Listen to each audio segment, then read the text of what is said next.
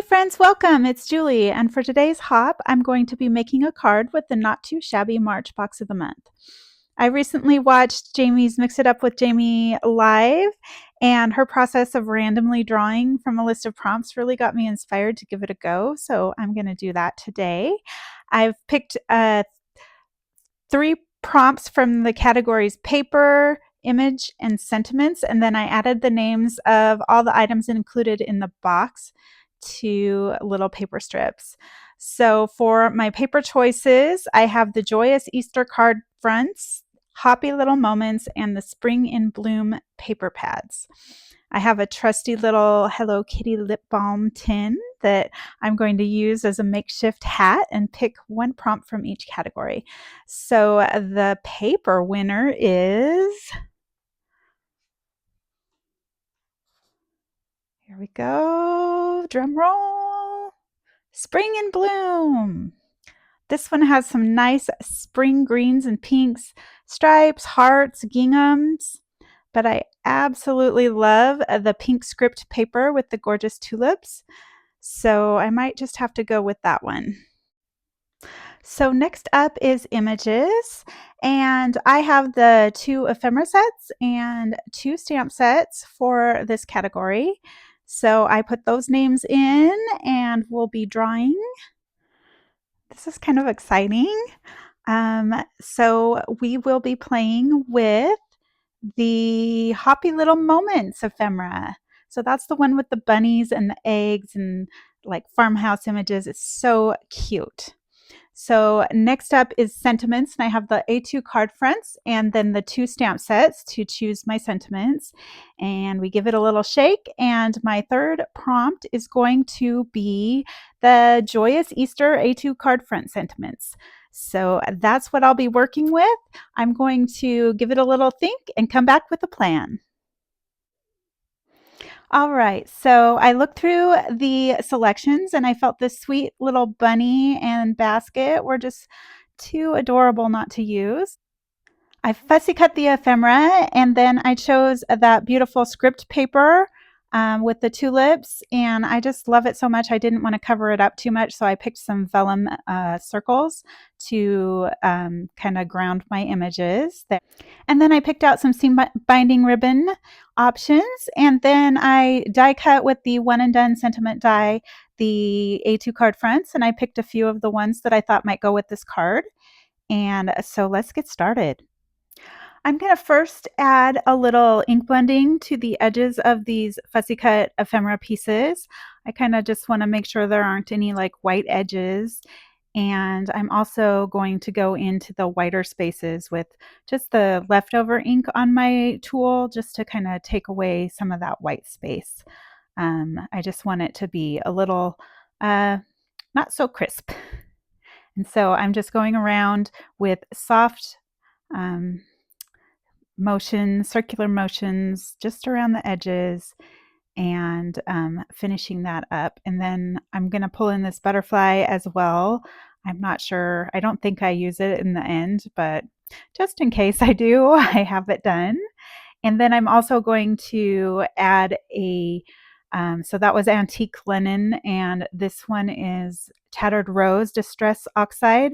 And I kind of went back and forth on whether I wanted to do the worn lipstick or the tattered rose, and I landed on tattered rose because I figured it was easier to start with a lighter color, and I didn't really want it to change the tone of the paper, so just give it a little bit of a little vignette around the sides. And so I'm going to go in with that tattered rose as well, just to define the little edges on the vellum pieces. This will help make it look like they're more separate pieces when I layer them up. Just give a little tiny definition to the edges. Um, and that circle, the stitch circle I'm doing right now is from the Easy Wonder Die #1 add-on. I just love that little stitched edge. And I just used a scallop circle from my stash for the scallop. I think the blending just gives it a little extra something so that it doesn't just blend completely into the background paper. So I'm going to go in with some artist tack sheets that I like to use with vellum. It's kind of like a tiny dot adhesive. So I'm going to peel back the backing paper a bit, and then you put your paper down onto the adhesive, and then put the backing paper there again and burnish over it, and it comes up with a nice adhesive. There's a little bit of texture that still shows, but I think it's better than having like the random glue lines. I think it just kind of reads more as texture than a mistake or extra glue. So that's my story, and I'm sticking to it. So I'm just going to place down that vellum circle kind of over on the left edge and the middle center. And now I'm going to audition these little ephemera pieces. I think I'm going to pull in the ribbon down below that little bunny, and I'm going to pop the bunny up on some dimension. So I'm pulling in that seam binding, but I think that it needs a little bit of coloring on that flower so it doesn't pull focus from the ribbon, just so that if the pinks are too different and the darkest pink in that flower is really a hot pink. So I'm just kind of glazing over it with a, I think this is an RV11 marker. And I'm going to do the same thing with the bunny bows and that little butterfly on the basket. So I'm just going in lightly on the darker places on the images just to give a cohesive feel to the pinks and make sure that they don't fight, the pinks don't fight so much. So I have some crinkled seam binding from way back in the day, and I wanted to tie it down towards the bottom over on that left side. So I'm just going to wrap it around and tie a little bow.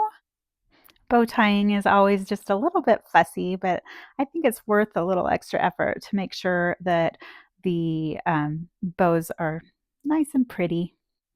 So I'm just going to make sure that those ends um, lay flat the way I want them to, and that the bows are as big as I want.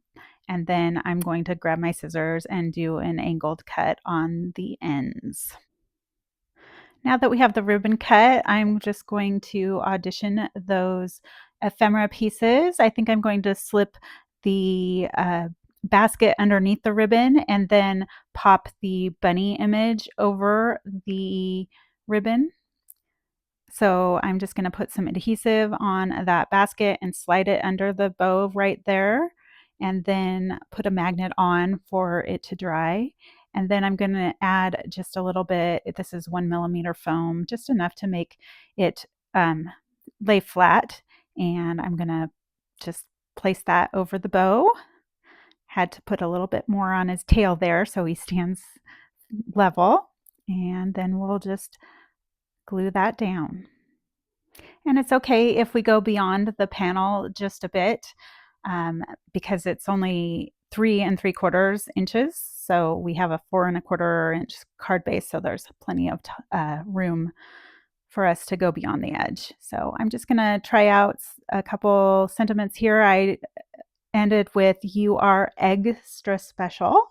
So I wanted that to be a little shorter, so I ran it through partially on both ends with that one and done sentiment die again. And then I added some foam adhesive behind it so that it would stand out. And I put it so you could still see that flower, but it's still centered between underneath our focal images. And now I felt like I needed something up in that top left corner, and the butterfly wasn't working for me. So I pulled out some Rose Cottage sparkle enamel dots, and I'm just putting a threesome there to finish off that little corner. And now I think I'm going to just train these ends of ribbon just with a little tape runner.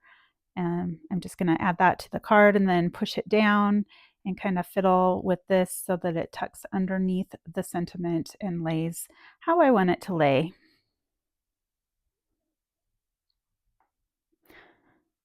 There we go. I like that. So now I have a 1 millimeter foam sheet that I'm just going to add to the back of that to give a little lift. And then I pulled out that white card base and I decided I just didn't like the white. So I'm going in with just what's left over on my antique linen tool and adding that to the sentiment. And then I pulled out a cream A2 card base and I'm just going to add that to the card base. And then I never think a card is finished until it has either some glitter or some gloss. So I'm going in with a little glossy accents on his eye. And then I'm going to add a little bit of uh, that to the bows, as well as some of the stripes on the eggs. And then I'm just going to sprinkle a little bit of glitter on those, trying to not get it in his eye, but if we get a little bit, it's no big deal. But usually I do it separately, but I wasn't thinking at the time. And then I just realized I had forgotten that bow, so I'm just going to finish that and add a little more glitter. I love me some glitter. So I'm tapping that off, and then that is our finished card. I hope that you have enjoyed this little card making process. This was a super fun, creative session for me. At first, I was a little nervous about what might come up together when I was randomly drawing items, but these boxes are curated so well that everything mixes and matches perfectly. So you're guaranteed to get a beautiful card every time. But this process took a lot of the guesswork out, and I sometimes get overwhelmed by all the decisions of papers and stamps and sentiments. So this just let me skip the stress and get right to the fun part. So this is a giveaway hop. Be sure to check the post description for a playlist to see all the projects on the hop. I know there's going to be some great cards from all the design team members. Hop around, leave a little love in the comments, and don't forget to click the giveaway entry form. If you enjoyed this video, I'd love it if you would leave a like and drop a heart in the comments. And if you're not subscribed already, I'd love for you to join me on this little art adventure. Thanks so much for stopping by today, and I will catch you on the next one.